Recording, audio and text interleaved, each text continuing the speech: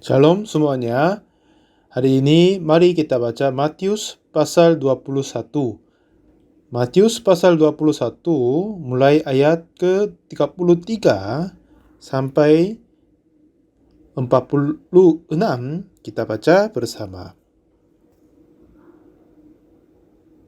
33. Dengarkanlah suatu perumpamaan yang lain. Adalah seorang tuan tanah membuka kebun anggur dan menanam pagar sekelilingnya. Ia menggali lubang tempat memeras anggur dan mendirikan menara jaga di dalam kebun itu. Kemudian ia menyewakan kebun itu kepada penggarap-penggarap lalu berangkat ke negeri lain. Ketika hampir tiba musim petik, ia menyuruh hamba-hambanya kepada penggarap-penggarap itu untuk menerima hasil yang menjadi baginya. Tetapi penggarap-penggarap itu menangkap hamba-hambanya itu. Mereka memukul yang seorang, membunuh yang lain, dan melempari yang lain pula dengan batu. Kemudian Tuhan itu menyuruh pula hamba-hamba yang lain lebih banyak daripada yang semula. Tetapi mereka pun diperlakukan sama seperti kawan-kawan mereka. Akhirnya, ia menyuruh anaknya kepada mereka. Katanya, anakku akan mereka segani. Tetapi ketika penggarap-penggarap itu melihat anaknya itu, mereka berkata seorang kepada yang lain, ia adalah ahli waris. Mari kita bunuh dia, supaya warisannya menjadi milik kita. Mereka menangkapnya dan melemparkannya ke luar kebun anggur itu, lalu membunuhnya. Maka apabila tuan kebun anggur itu datang, apakah yang akan dilakukannya dengan penggarap-penggarap itu? Kata mereka kepadanya, ia akan membinasakan orang-orang jahat itu, dan kebun anggurnya akan disewakannya kepada penggarap-penggarap lain, yang akan menyerahkan hasilnya kepadanya pada waktunya. Kata Yesus kepada mereka, belum pernahkah kamu baca dalam kitab suci, batu yang dibuang oleh tukang-tukang bangunan telah menjadi batu penjuru. Hal itu terjadi dari pihak Tuhan, suatu perbuatan ajaib di mata kita. Sebab itu aku berkata kepadamu bahwa kerajaan Allah akan diambil daripadamu dan akan diberikan kepada suatu bangsa yang akan menghasilkan buah kerajaan itu. Dan barang siapa jatuh ke atas batu itu, ia akan hancur. Dan barang siapa ditimpa batu itu, ia akan remuk. Ketika imam-imam kepala dan orang-orang Farisi mendengar perumpamaan Yesus, mereka mengerti bahwa merekalah yang dimaksudkannya, dan mereka berusaha untuk menangkap dia. Tetapi mereka takut kepada orang banyak, karena orang banyak itu menganggap dia nabi. Sampai 46 kita baca. Atau beberapa cerita yang kita tidak bisa mengerti di dalam kitab suci. Karena kita menganggap diri bahwa kita mengenal diri, tetapi tidak begitu sebenarnya. Jadi orang-orang tidak begitu berpikir bahwa mereka sempat berbuat dosa yang besar itu. Saya sudah melayani kepada narapidana di penjara selama sekitar 10 tahun lamanya. Selama 10 tahun itu, setiap hari Senin, saya mengunjungi di penjara pada hari sore dan ajar kepada narapidana. Mereka sudah ada di dalam penjara, tetapi jarang ada yang berpikir mereka yang harus datang ke penjara. Mereka orang yang harus ke penjara jarang berpikir begitu. Sebenarnya pada saat kita membaca Alkitab dan memulai kehidupan rohani kita, hampir semuanya masih kurang tahu tentang dirinya sendiri. Pada saat Tuhan berkata kepada orang Israel pada saat mereka keluar dari Mesir, kalau kalian melakukan semua perintahku, aku akan memberkati. Memang di antara kita manusia tidak sama sekali ada yang bisa melakukan semua perintah Tuhan Allah, ya kan? Tetapi mereka berkata, "Iya, kami akan melakukannya," jawab mereka kepada Tuhan. Tetapi tidak ada yang melakukan sesungguhnya, semuanya telah berbuat dosa. Artinya apa? Kita tidak tahu tentang diri sendiri. Dan ini hanya cerita Matius pasal 21 dan kita sering baca ini. Tapi sebenarnya ini cerita tentang kita sendiri. Tapi kita tidak berpikir bahwa kita bukan orang begitu jahat sepertinya. Dengan penjelasan dalam kitab ini, dengan itu pada saat kita menemukan gambar diri sendiri, kehidupan rohani ini akan menjadi lebih gampang dan nyaman. Jika kita ke penjara dan bertemu banyak yang penjahat, yang aneh kepada mereka adalah orang-orang masih kurang tahu tentang hatinya diri sendiri. Kepada yang pemain judi, walaupun dia terus kalah dan hilang uang, tapi kali ini pasti akan menang, akan dapat uang kiranya gitu. Karena mereka ingin menang. Karena mereka merasa menang, tapi akhirnya kalah dan hilang uang. Mungkin terakhir kali ini mungkin menang tapi tetap kalah. Jadi penjahat-penjahat itu mereka bolak-balik ke penjara. Dan lalu akhirnya sepanjang kehidupan mereka habiskan di dalam penjara. Mungkin kali ini atau cara ini tidak akan tertangkap, akan sukses, tetapi akhirnya tertangkap. Lalu dipenjarahi. Setelah 3-4 tahun kemudian, ya mungkin kali ini nggak tangkap, tinggal ini akan sukses, tidak ada yang tahu. Dengan begitu, ada banyak sekali yang tinggal sampai seumur hidup di dalam penjara. Kenapa? Semua orang menipu dirinya sendiri. Karena mereka tidak tahu diri sendiri. Dan juga di dalam kehidupan rohani juga, kalau saya melakukan hukum Taurat dan membaca Alkitab dan berdoa, pasti kehidupan rohaniku akan menjadi baik-baik. Jadi saya berusaha melakukan baik, mentaati dan tidak berbuat dosa, imanku akan menjadi besar, kiranya gitu. Tetapi tidak. Yang masalah adalah hampir semua orang di dalam gereja dan maupun di luar gereja juga, mereka nggak tahu diri sendiri. Orang-orang yang pakai narkotika suka bilang begitu, kalau kita butuh ini, saya akan berhenti, nggak apa-apa, gampang saya akan berhenti. Semua berpikir begitu. Yang pemabuk juga begitu. Ya, kalau saja aku akan berhenti meminumnya, aku bisa. Tetapi ternyata tidak begitu. Jadi kita tadi baca Matius pasal 21. Ini cerita tentang penggarap di kebun anggur. Dan juga ada banyak nelayan. Di antaranya ada 2 macam. Ada nelayan sudah memiliki kapalnya, dan juga ada nelayan tetapi masih belum memiliki kapalnya. Kepada yang punya kapal, mereka nggak perlu ke tangkap ikan pada cuacanya gelombang besar. Kalau cuacanya baik, mereka ke nelayan, tangkap ikan, simpan, dan bisa makan. Itu dulu.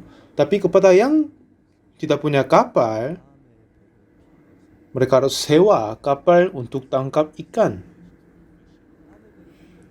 Oleh sebabnya itu, walaupun baik, cuacanya baik atau tidak, mereka harus ke tangkap ikan.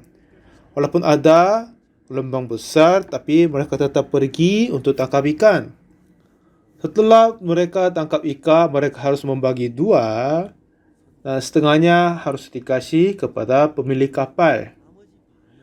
Dan dari setengahnya itu, harus bayar minyak, bahan bakar, lalu membayar tenaga yang pembantu, lalu sisanya sedikit saja. Jadi, para nelayan, mereka mempunyai satu harapan adalah akan datang waktunya, akan hasilkan uang. Lalu saya dapat satu kapal ini, ya saya tidak usah pergi tangkap ikan pada cuacanya buruk. Nanti saya akan simpan dengan baik-baik. Mungkin kami akan hidup dengan baik. Jadi harapan yang utama mereka adalah memiliki kapal diri sendiri. Tetapi kapal itu tidak murah kan? Jadi sepanjang kehidupannya mereka berusaha susah sekali untuk memilikinya. Jika mereka tangkap banyak ikan, bagi dua kasih setengah kepada pemilik dan bayar bahan bakar, lalu bayar kepada tenaga yang membantu, ya sedikit saja tertinggal. Oleh sebabnya itu, kepada nelayan yang harapan utama adalah memiliki kapal diri sendiri. Satu ketika, ya saya akan mempunyai kapal diri sendiri, lalu kita bisa menjadi kaya. Itulah harapan satu-satunya kepada para nelayan dan pekerja-pekerja. Dan apa yang kita baca adalah cerita tentang penggarap-penggarap. Mereka dulu tidak mempunyai tanah, tidak mempunyai kebun anggur atau yang lain. Mereka hanya pertanian dan penggarap saja. Oleh sebabnya itu, bagaimanapun mereka berupaya dan berusaha kerja, tetapi setelah bayar sewa untuk sewa tanah, ya tidak ada banyak yang tertinggal. Jadi kehidupan pun menjadi susah. Jadi pada musimnya pertanian, mereka harus berusaha capek sekali. Tetapi setelah selesai waktunya untuk pertanian, tidak ada kerja, akhirnya tidak ada hasil. Jadi kehidupan mereka menjadi miskin seterusnya. Jadi di sana ada penggarap yang tidak mempunyai tanah milik sendiri. Satu ketika dia bertemu orang yang tua, yang kaya sekali. Sering dia bantu kerja ke kebun anggurnya. Dan dia kenal dia. Lalu salam kepada, "Oke Bapak, apa kabar?" "Oh iya kamu, silakan, apa kabar?" Dan lalu Bapak itu berkata, "Iya, ada yang saya mau berkata kepadamu, apa kau bisa kunjungi tempatku nanti malam?" "Ya, ada apa Pak?" "Oh ya, ada yang saya mau meminta kepadamu. Jadi nanti malam bisa mengunjungi di tempatku." "Oh, oke baik. Nanti malam aku ke sana." Akhirnya dia datang ke tempatnya. "Halo Bapak, oh ya silakan masuk. Jadi dia masuk ke dalamnya. "Apa kau sudah makan? Ayo kita makan dulu." "Oh saya sudah makan Bapak." "Oh gak apa-apa, makan aja, makan lagi." Jadi dia kasih makanan yang terbaik. "Ya saya sudah tahu kau lapar, tidak cukup makanannya kan?" Ya jadi dengan senang dan berterima kasih dia makan habiskannya. "Ayo makan lagi. Jadi dia terasa terima kasih banyak kepada yang tua. Lalu setelah makan, "Apa kau mau minum?" "Oh nggak apa-apa Bapak, terima kasih. Biasanya saya meminum sedikit setelah makan. Ayo kamu juga ikut saja." Jadi dia dihormati banyak di rumahnya. Lalu dia berpikir mendalam, "Kenapa Bapak ini melakukan baik-baik kepadaku? Aku ini bukan apa-apa. Kenapa dia berbuat baik kepadaku? Ya, apa yang terjadi aku nggak tahu ini. Kenapa hal ini terjadi?" Lalu dia berkata, "Ya, saya mau berkata sesuatu kepadamu." "Oh iya Pak, silakan katakan saja." Dan katanya, "Setahu kamu, saya sudah kenal baik-baik sama raja negara ini kan?" "Ya, kami sudah tahu itu." Dan sang raja perintahkan bahwa untuk apa? Dan suruh saya ke luar negeri. "Oh, itu hal yang baik. Selamat Bapak." "Ya, baik." Lalu saya rapikan semua yang dalam rumah ini. Karena kalau saya ke luar negeri akan butuh beberapa lama, beberapa tahun. Saya jual rumah dan yang lain-lain. Dan juga nanti harus saya pindah ke istana. Jadi di dekat istana saya harus kerjakan untuk raja. Jadi saya jual semua yang barang-barang di sini dan rumahnya juga. Tetapi saya punya kebun anggur, kau tahu kan? Ya, hasil dari sana itu enak sekali. Jadi sekarang saya sudah tahu banyak kebun anggur, tetapi belum pernah lihat yang anggur lebih enak dan manis dari kebun anggur saya ini. Harum pun bagus, kau sudah tahu, ya kan?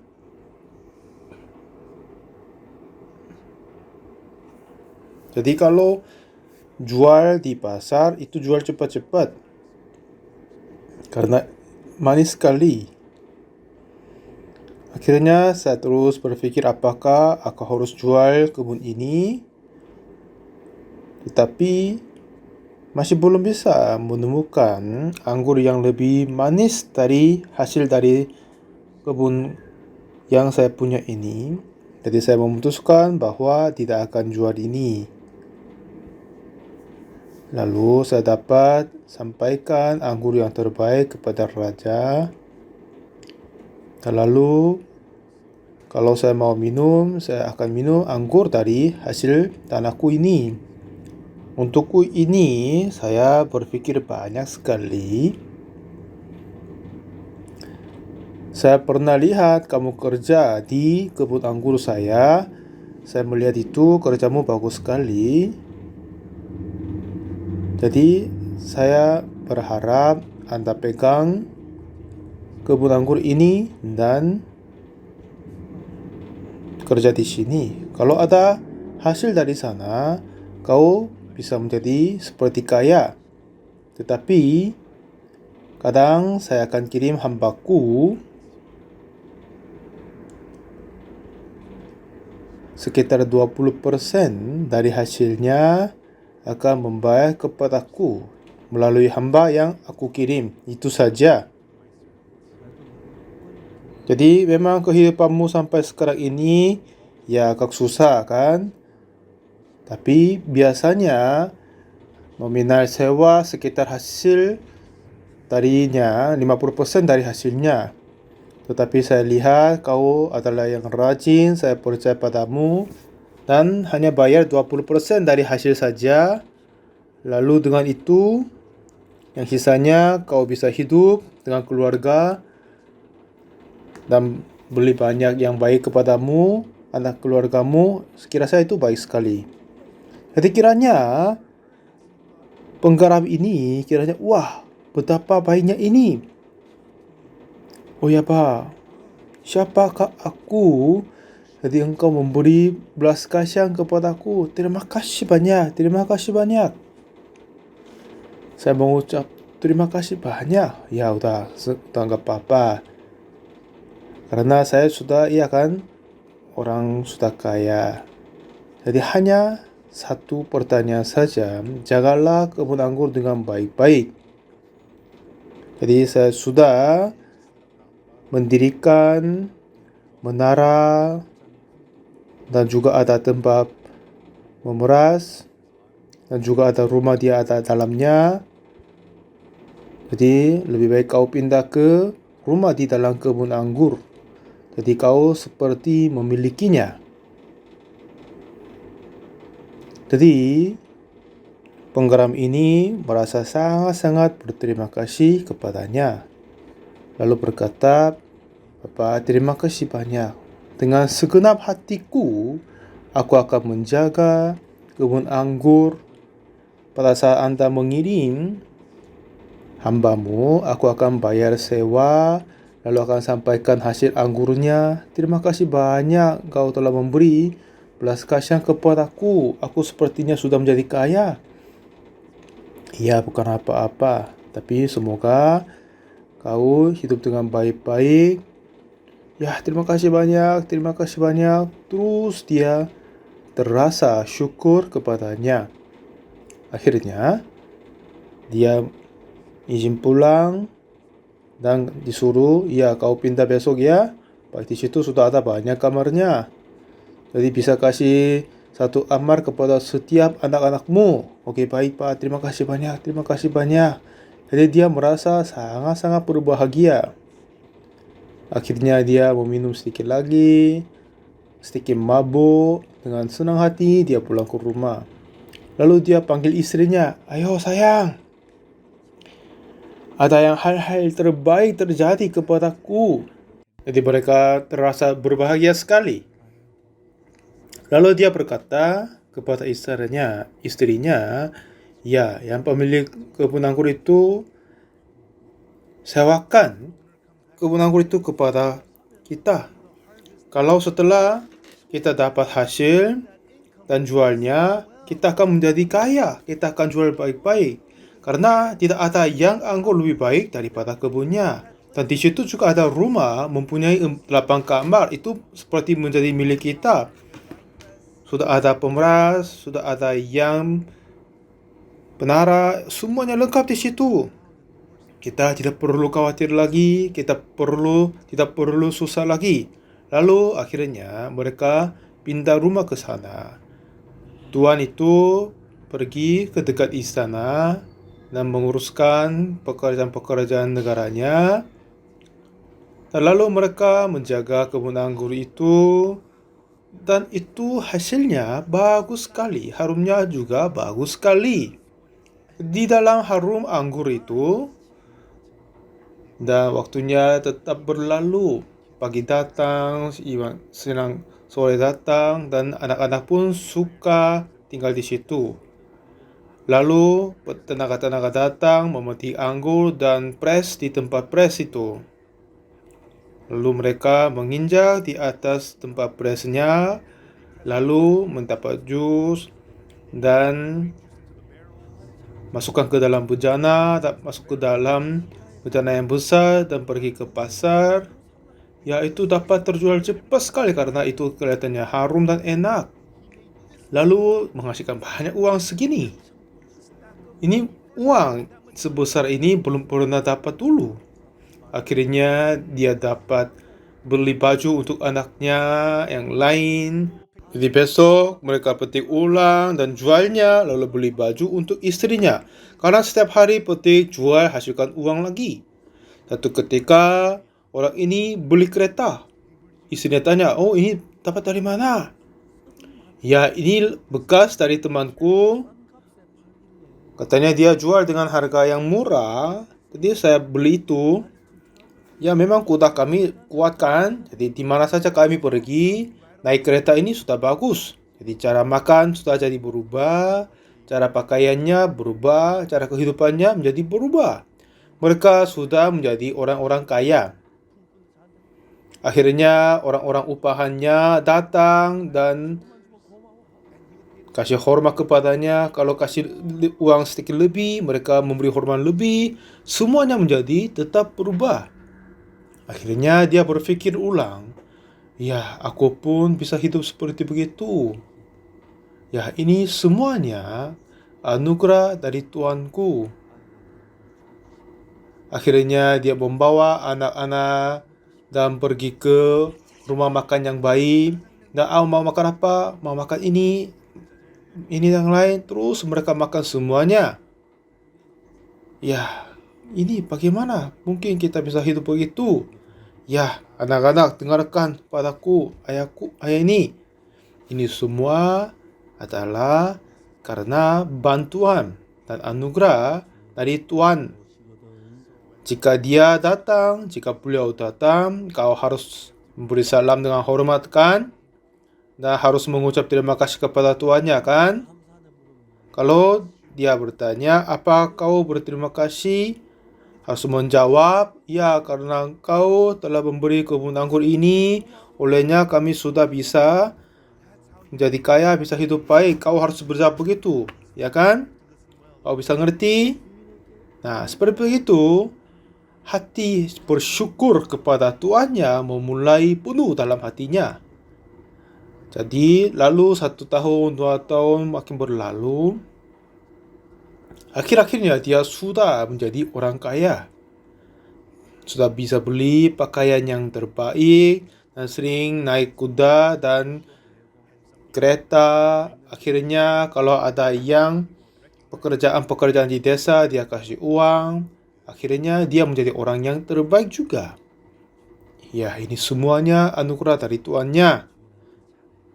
Aku harus melakukan baik-baik kepada tuanku. Ya, tuan ini adalah baik kan sayang? Dan dia tanya istri dan bagaimana mereka percaya dan berpikir begitu. Nah, malam hari satu ketika, siang hari itu dan malam hari itu, dia setelah kerja, meminum sedikit alkohol dan dengan senang hati pulang ke rumah. Dan melihat bahwa beberapa orang di depan di rumahnya. Oh, kenapa orang-orang itu berada di tempat rumahku? Woi, kalian dari mana? Kamu di mana? Kamu siapa? Ya, aku tanya. Kenapa enggak jawab? Dan katanya, oh iya Bapak, kami datang karena diutus dari Tuan, pemilik kebun anggur ini. Katanya meminta pembayarannya. Jadi apakah ini anggur dari pemilik kami? Apakah itu benar enggak? Saya masih kurang tahu, jadi saya mau lihat itu. Jadi dia pas dapat tahu bahwa iya Tuan akhir-akhirnya kirim hambanya untuk membayar sewa, menerima hasilnya. Tapi tiba-tiba orang itu berkata, iya kalian datang untuk menerima hasil menjadi baginya. Tapi kenapa pelakumu begitu? Tidak baik. Tiba-tiba hal yang tidak sama sekali pernah berpikir itu keluar dari mulutnya. Kenapa kamu bilang begitu? Lalu terus, kenapa kamu berkata gitu? Akhirnya dia pukul hambanya. Dia pun gak mengerti kepada diri sendiri.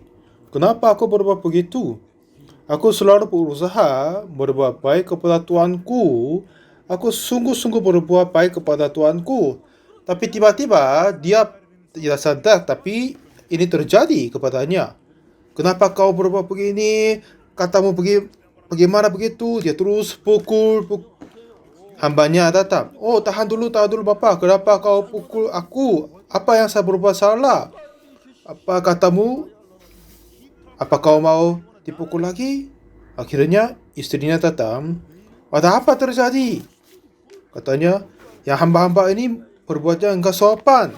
Kalau mereka dapat untuk hasilnya, kenapa? Apa kau sendiri adalah Tuan?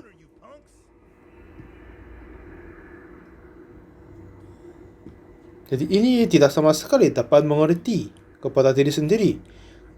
Aku tidak usaha berbuat begitu. Aku usaha berbuat baik. Saya selalu syukur kepada Tuanku. Tapi setelah satu orang dipukul, pada dia jatuh ke bawah, dipukul di batu, akhirnya dia mati. Yang lain kabur semuanya. Jadi menjadi malam tengah, istrinya berkata, kenapa? Pak berkata begitu, kau selalu suruh kami terima kasih kepada tuannya. Kenapa kau berbuat begitu? Kau seperti orang gila. Aku pun enggak tahu kenapa saya berbuat gitu. Aku tidak sengaja berbuat gitu. Aku terus sungguh-sungguh syukur kepada tuanku. Aku berusaha berbuat baik kepadanya. Tetapi kenapa saya berbuat begitu? Akhirnya tuannya mengirim hamba lebih banyak. Ini maksudnya apa? Kirim banyak orang untuk mau perang dengan saya? Oke, baik. Aku akan kumpulkan orang juga. Jadi dia kumpulkan orang-orang dari desanya. Oke, mari. Jadi hambanya, oh iya, enggak. Kami ini tidak maksud kami. Tidak maksud ini, apa maksudmu? Kenapa kalau begitu? Kumpulkan banyak orang ini. Mau perang? Mau kelahi dengan kami? Jadi dia pun nggak tahu, tidak mengerti kepada diri sendiri. Aku tidak pernah berpikir tentang ini. Aku berusaha melakukan baik kepada Tuanku. Dia pun nggak tahu apa yang terjadi dalam hatinya. Jadi semuanya kabur. Lalu Tuhan merasa sayang sekali kepadanya. Akhirnya dia berpikir ulang tentang situasi itu.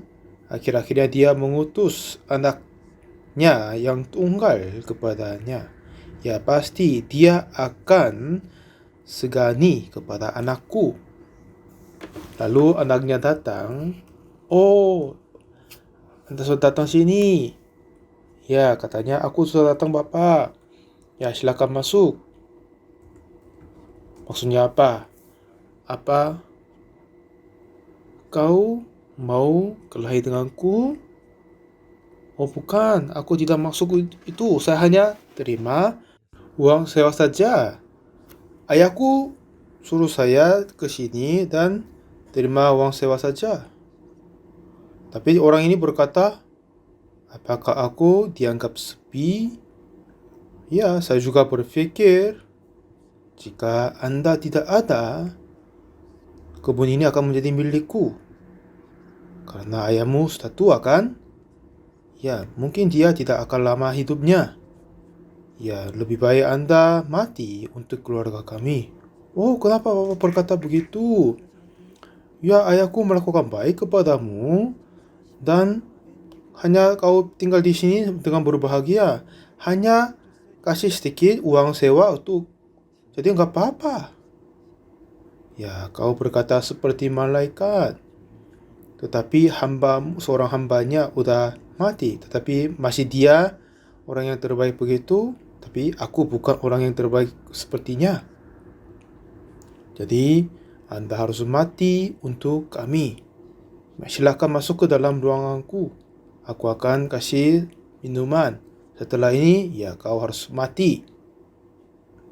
Lalu akhirnya dia bunuh anak dari tuannya. Ini adalah cerita di dalam kitab suci. Kenapa cerita ini ada di dalam kitab?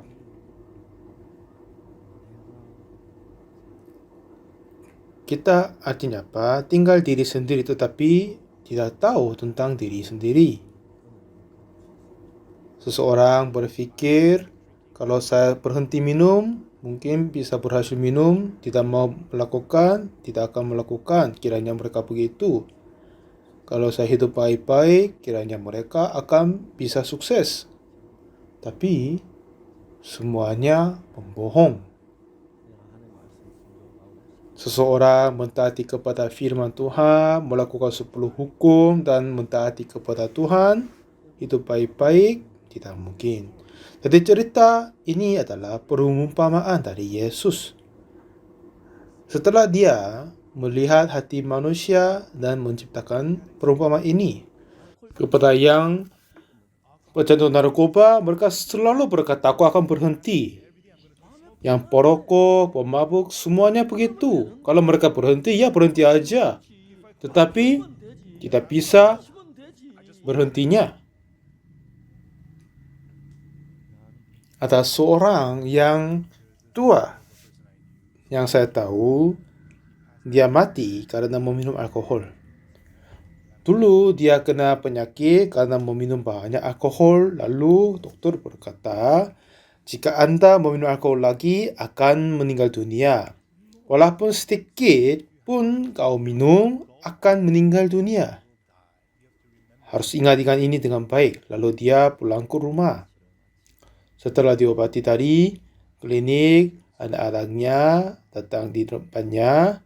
Lalu dia berkata kepada anaknya, ya, penyakitku sudah sembuh, tetapi dokter berkata, jika saya meminum sedikit alkohol lagi, saya akan mati. Jadi saya tidak boleh dan tidak akan meminum alkohol lagi. Jadi saya berharap, jika kalian melihat aku coba minum, harus hentikan aku, ya kan? Jadi aku akan berhenti dan aku berkata kepada anak-anaknya.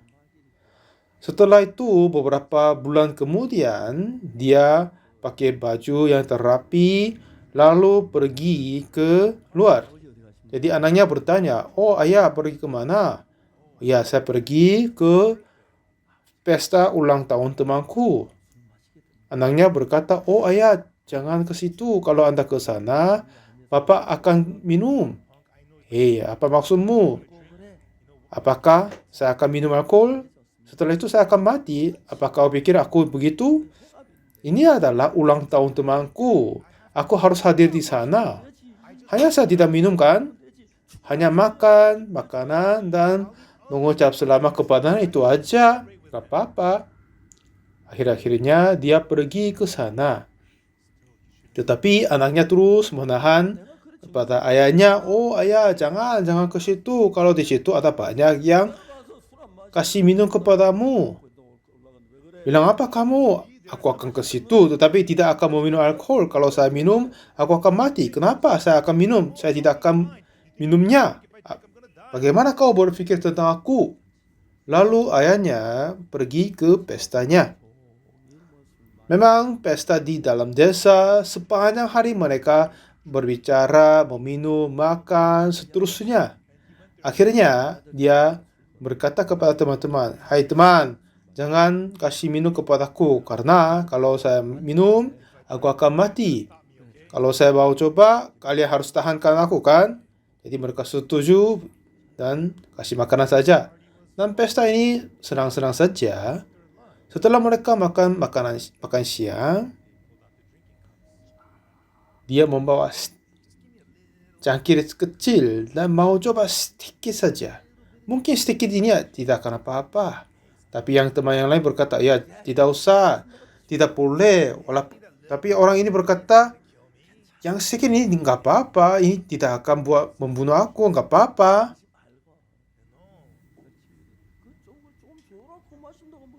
Dan ada yang berkata juga, "Iya, kasih aja, ini sedikit saja, dengan itu tidak akan mati kan?" Jadi dikasih sangat-sangat kecil sedikit, lalu dia minum cobanya. Tapi itu bukan apa-apa. "Oh, itu nggak apa-apa." "Ya, dokter itu mungkin berbohong kepadaku, mengawasi terlalu banyak kepadaku, mungkin menahan aku tidak boleh minum lagi. Jadi dia diminta sedikit lagi, jadi dia minum sedikit lagi. Ada yang tahankan, 'Oh jangan, kamu tidak boleh minum lagi.' Dan dia berkata, 'Oh nggak apa-apa, tadi saya coba nggak apa-apa.' Jadi dia minum sedikit lagi, tapi masih nggak apa-apa. Ya memang itu dokter itu, ya dia berbohong kepadaku untuk memberi pengawasan, awasi, jadi untuk tidak boleh meminum. Tapi aku coba sedikit, tapi nggak apa-apa. Iya, dokter itu menipu aku. Itu dokter gila itu." Akhirnya meminta sedikit lagi, dan minum lagi. Ya memang masih belum terjadi apa-apa. "Oh ini nggak apa-apa," katanya. Dokter itu, ya dialah yang bohong. "Ayo kasih satu cangkir aja." Dia mau minum. Jadi tetap nggak apa-apa, semuanya baik. Dia habis 2 cangkir. Minum 3 kali, sudah masih nggak apa-apa. Dan nanti malam, jadi setelah pestanya selesai,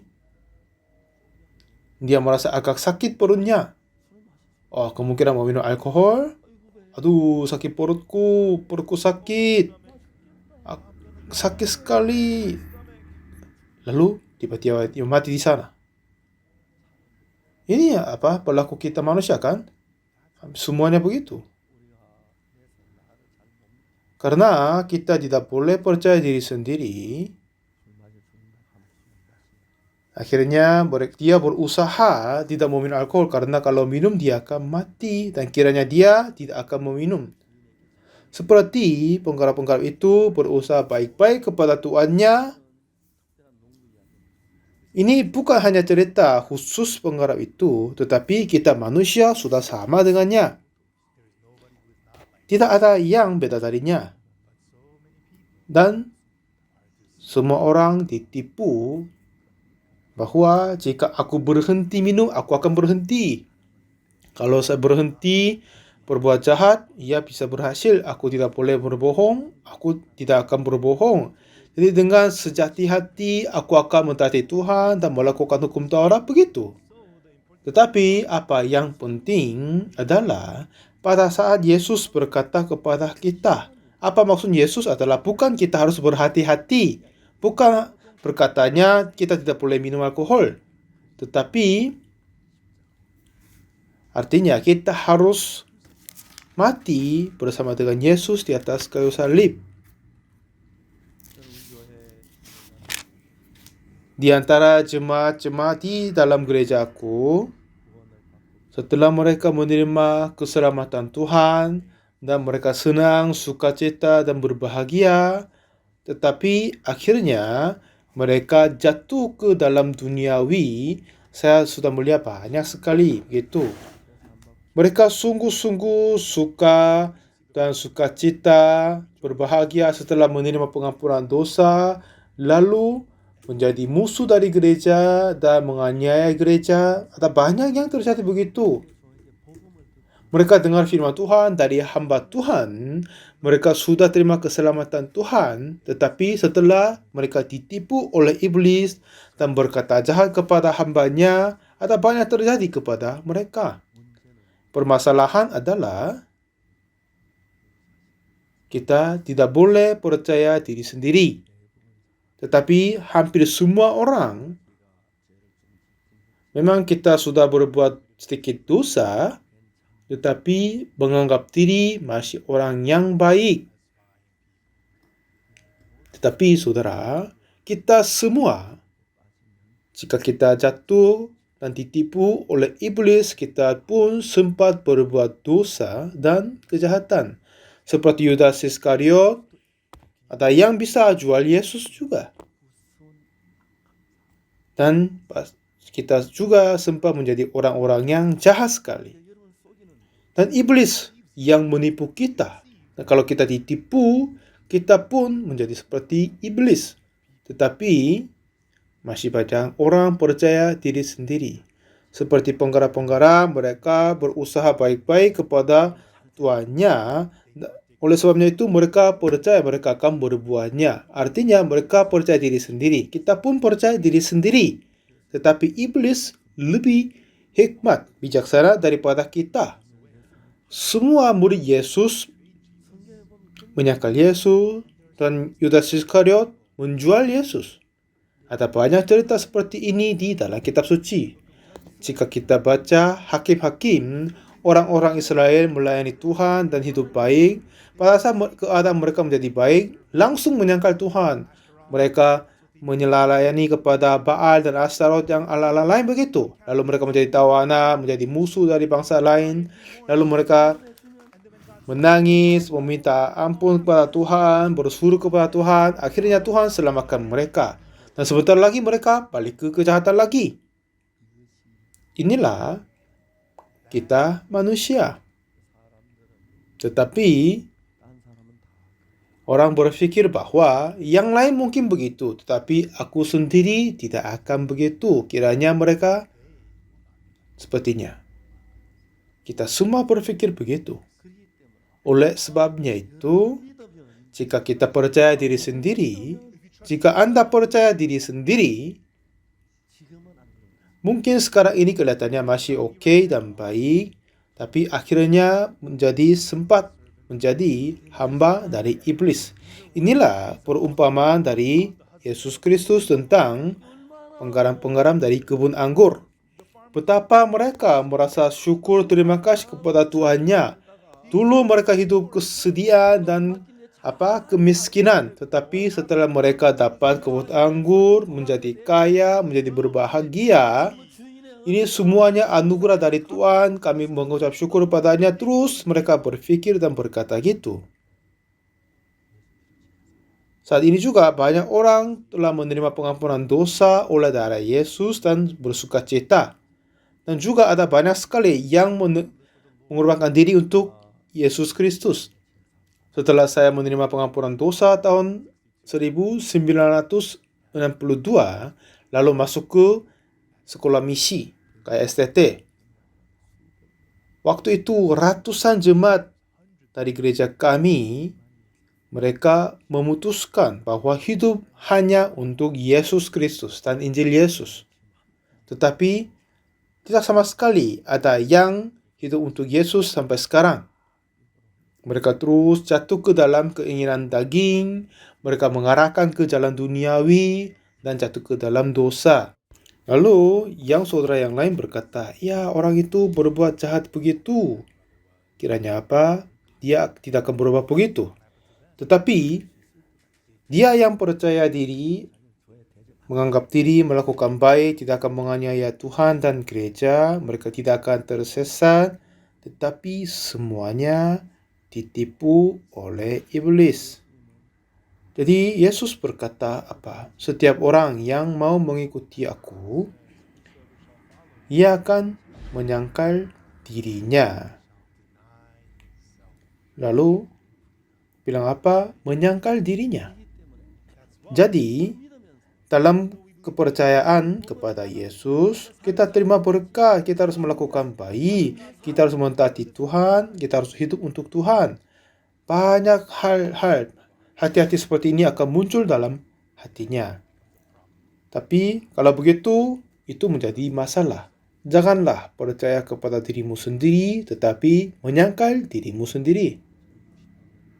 Tahun ke-62, pada saat saya masih ada di dalam sekolah teologi,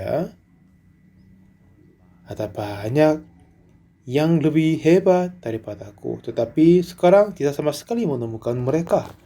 Sesungguhnya begitu.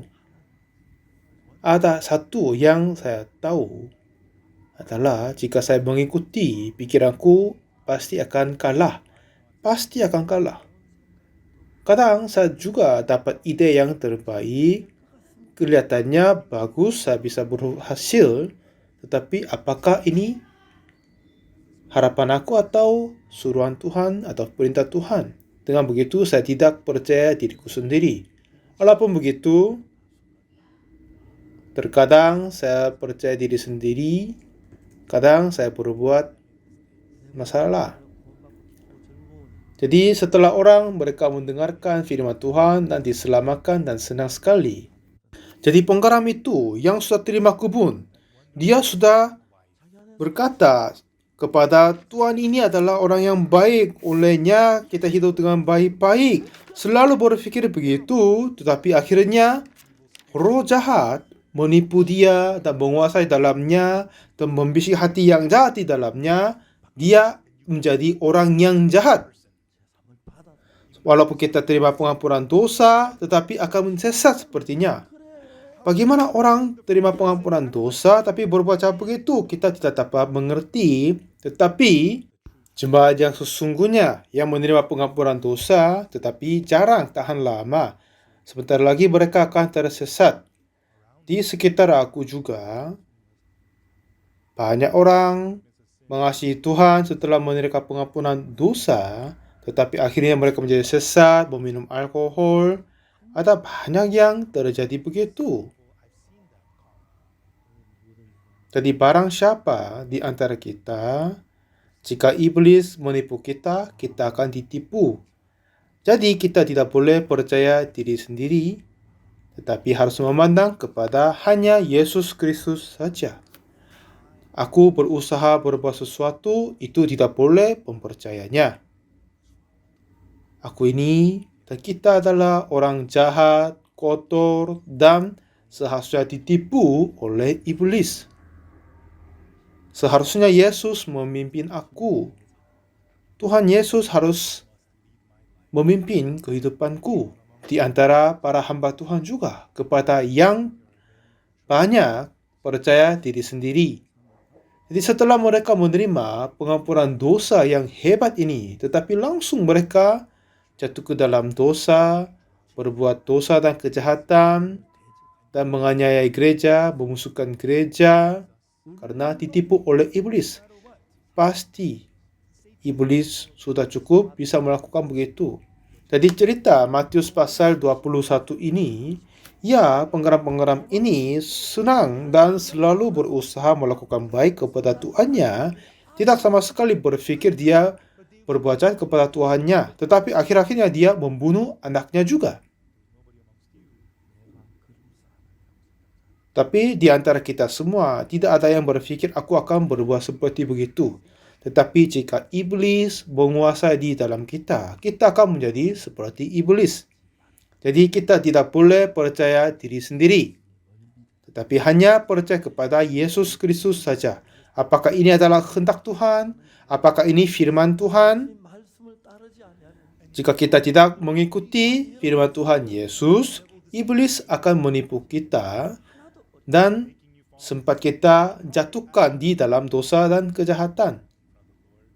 Jadi kita harus merendahkan diri di depan Tuhan. Dan juga kita tidak boleh percaya diri sendiri. Pagi hari ini, saya terima telepon dari seorang penatua. Dia telepon pagi-pagi hari ini, dan dia berkata bahwa, Bapak Pendeta, kalau saya kunjungi Anda, apakah Anda kasih waktu ketemu saya? Saya tanya, jika datang di tempatku, kira-kira jam berapa? Kiranya jam 5. Katanya, aku ingin ketemu Bapak Pendeta. Katanya, cucuku akan masuk militer besok, jadi saya mau menjemputnya. Ternyata inilah penatua saya ketemu di tempat orang-orang sakit kusta. Kira saya itu tahun 78, saya pimpin seminar di desa sakit kusta. Banyak orang penyakit kusta terima keselamatan Tuhan. Salah satu dari mereka yang penatua itu, dia membesarkan ayam-ayam di tempatnya. Setelah dia menerima pengampunan dosa, dia berkata kepada istrinya, sayang, mulai hari ini apa saja yang saya melakukan, tapi kau tidak boleh menahankan aku. Lalu, dia jual setengah ayam yang dia mempunyai. Dia dulu punya 6.000 ekor ayam, dan katanya 3.000 ekor ini sudah cukup untuk kehidupan kita. Lalu, dia jual 3.000 ekor ayam dan membawa uangnya, masukkan ke dalam tasnya, dan mengunjungi penatua-penatua yang temannya. Dan dia berkata, iya, aku terima pengampunan dosa, aku dilarang kembali. Dan bagaimana? Katanya, mengadakan seminar oleh pendeta Oksupak. Saya akan kenalkan Bapak Pendeta kepadamu. Ya, buat seminar di gerejamu. Pasti akan bagus sekali. Dan dia penuh dengan kesyukuran. Dan katanya penatua temannya, iya, gereja kami masih belum ada budgetnya. Oke, enggak apa-apa. Dan dia buka tasnya dan kasih uang, dan ini cukup untuk KKR kan? Dengan begitu, oleh sebabnya Bapak Penatua itu 7 gereja mengadakan KKR, dan saya sampai ke Hopa di situ. Dengan itu banyak penyakit kusta menerima pengampunan dosa. Ada yang gereja di Chungmu, pendeta udah berusia 60 waktu itu, tapi hubungan baik sekali dengan saya. Pada saat ulang tahun ke-60 Bapak Pendeta itu, jemaat mau siapkan pestanya. Tapi Bapak Pendeta bilang, aku nggak mau. Aku mau perjalanan. Dan jemaat-jemaat berkata, ya Bapak Pendeta, Anda seperti ayah kepada kami. Kami mau adakan pesta untukmu. Dan Bapak Pendeta berkata, aku nggak mau. Pesta yang kau mau, apa gunanya itu? Pesta yang saya mau, itulah yang baik. Jadi jemaat berkata, ya apa saja Bapak Pendeta mau lakukan itu, kami akan supportnya. Kalau gitu, ya mari kita mengadakan pesta ulang tahun selama 1 minggu. Jemaatnya, oke. Katanya pendeta, mari kita undang pendeta apa untuk buat KKR di gereja di kota Chungmu. Selama 1 minggu saya pimpin KKR di sana.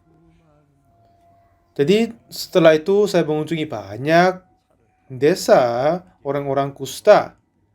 Dan setiap saat saya pergi ke desa dengan menyetir mobil, saya selalu kasih tahu kepada anakku, Hai anakku, di samping gunung ini ada yang kelompok desa penyakit kusta. Saya pernah buat kakak di situ. Di sana banyak orang diselamatkan, di sini juga, di sana juga.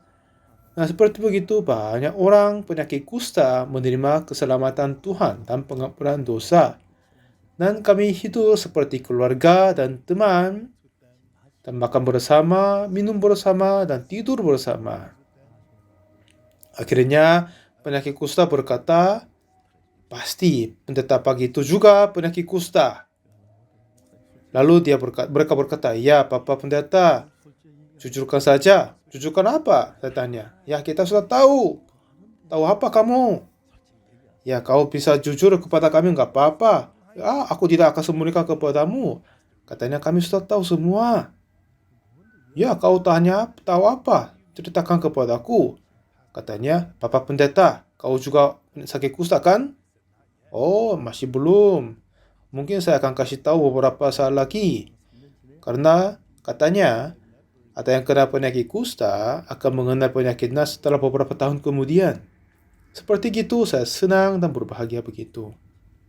Telah buat KKR di desa penyakit kusta dan buat gereja Eyang Won di kota Yosu. Dan itu gerejanya jemaat 700-800 orang. Semuanya menerima pengampunan dosa. Senang sekali. Jadi mereka semua sungguh-sungguh hidup untuk Tuhan. Jadi saudara, jangan percaya kepada dirimu sendiri. Kalian masih berpikir Anda masih orang baik kalau berusaha akan sukses untuk perbuatannya. Tetapi Matius pasal 21 ini tentang penggarap-penggarap ini adalah kita. Kita sudah terima berkat dan hidup dengan berbahagia, tapi bacalah dengan baik-baik. Pada saat orang Israel hidup menjadi baik, mereka mulai kepada Baal dan Astaroth dan yang lain. Kalau mereka menerima kesusahan, mereka menangis dan cari Tuhan, meminta tolong kepadanya. Ya kan, setelah itu mereka balik kepada Tuhan dan diberkati. Lalu kehidupan menjadi berbahagia, baik. Akhirnya mereka menolak Tuhan dan berbuat jahat lagi. Inilah kita manusia. Jadi, kita harus menyangkal diri sendiri. Kita harus berbuat baik. Jangan berpikir bahwa kau akan berhasil. Kita harus percaya hanya Tuhan saja. Pendapat kita, keputusan kita itu bukan apa-apa. Tadi penggarap-penggarap di kebun anggur, mereka menerima anugerah yang terbaik dari tuannya. Dan mereka berusaha melakukan baik. Tetapi akhirnya apa? Bunuh anaknya. Itu hal yang belum pernah berpikir. Akhirnya mereka dibinasakan. Ini seperti kita manusia. Walaupun begitu, tetapi apa yang penggarap berkata, kita harus melakukan baik. Dia adalah orang yang terbaik kepada kita. Kita harus menghormatinya. Istrinya juga berkata, apa? Kau orang gila enggak? Kau sudah berkata kepada anak-anak kita harus berbuat baik kepada tuanku, tapi kau sendiri berbuat jahat. Kenapa? Kemarin kau seperti gila. Sepertinya, jika kita ditipu oleh iblis, kita akan menjadi gila. Kita tidak akan menjadi normal. Orang itu adalah gila, orang itu adalah yang jahat, kita akan disebut seperti begitu. Pada saat orang dikuasai oleh iblis akan terjadinya. Jadi sesungguhnya kita tidak boleh percaya diri sendiri. Jangan percaya dirimu sendiri kita akan melakukan baik. Kita harus sadar bahwa kita sempat jatuh ke dalam dosa. Jadi serahkan semua permasalahan, urusan pengampunan dosa kita kepada Yesus dan percaya mengikuti firman Tuhan saja. Saya sudah melihat banyak orang senang dan menyayangi Tuhan, tetapi akhirnya mereka menganiaya Yesus dan gereja, memusuhkannya.